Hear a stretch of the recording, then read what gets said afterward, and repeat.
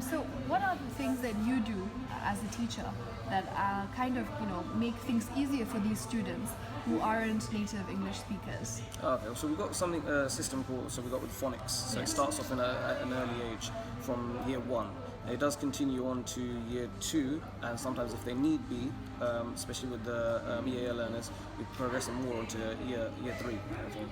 It basically teaches them how to how explains how the alphabet works. And all of the sounds, and then we kind of embed that until they get into year six, so they're quite ready, they're familiar with all the language and familiar with the values by the time they get to year six.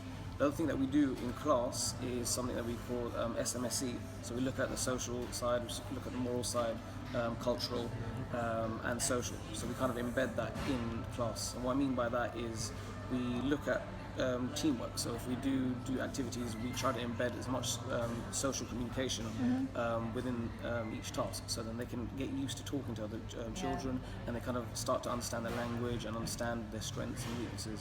Another thing that we do is our PSHE lessons every week. We kind of show them how to communicate with each other. So we look at friendships, we look at different relationships that you can have, and explain how to be a kind friend, or explain what's right and what's wrong.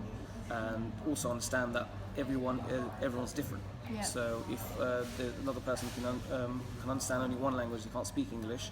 Well, imagine putting yourself in their shoes. How would you feel if you could only speak one language if you went to a foreign country and you didn't know how to speak that language? It's things like that we kind of embed, so they kind of understand everybody. So that's something that we do generally every day, or at least every week, into the lessons. Have you ever witnessed such scenarios where you have, for example, an international student who is having problems, fitting in and interacting with the others purely because they are not British? Have you ever seen and been in such situations, and how do you deal with it as a teacher?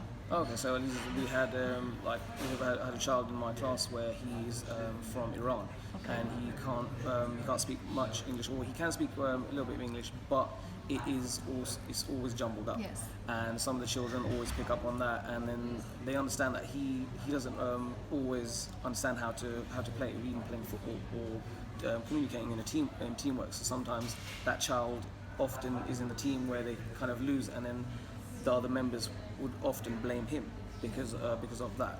And it's something that's obviously unfair.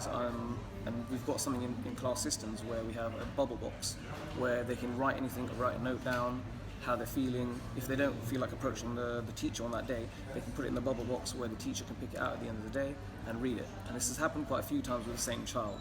So what we do is we take the children out and we communicate with them, saying, how would you feel if that would happen to you?